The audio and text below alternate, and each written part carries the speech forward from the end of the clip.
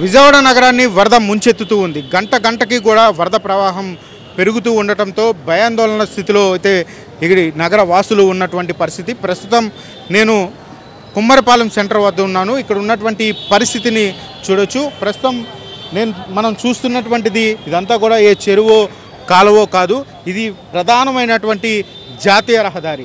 విజయవాడ నుంచి హైదరాబాద్ వెళ్ళాలంటే ఇదే మార్గం గుండా వెళ్లాల్సి ఉంటుంది.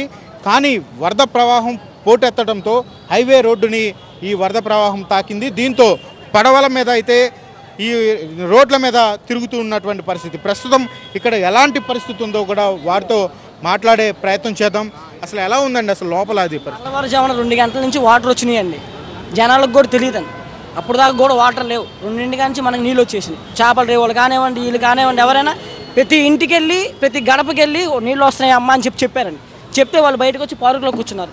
ఇప్పుడు దాకా వచ్చే రాజకీయ నాయకుడు కానివ్వండి, ఒక కార్పొరేటర్ కానివ్వండి, ఎవరు కానీ ఇప్పుడు దాకా రాలేదండి.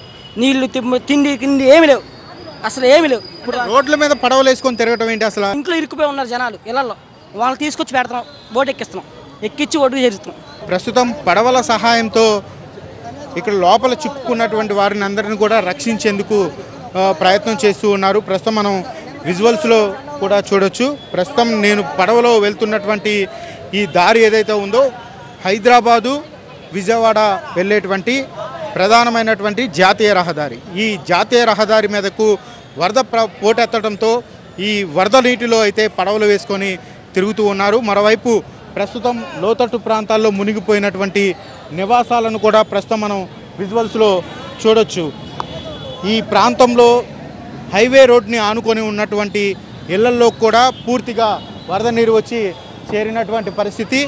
దీంతో ఈ ప్రాంతంలో ఉన్నటువంటి ప్రజలందరినీ కూడా సురక్షిత ప్రాంతాలకు తరలిస్తూ ఉన్నారు. ఈ పడవల సహాయంతో వారందరినీ కూడా రక్షించే ప్రయత్నం అయితే చేస్తూ ఉన్నటువంటి పరిస్థితి. కెమెరామెన్ నరసింహతో శివకుమార్, విజయవాడ.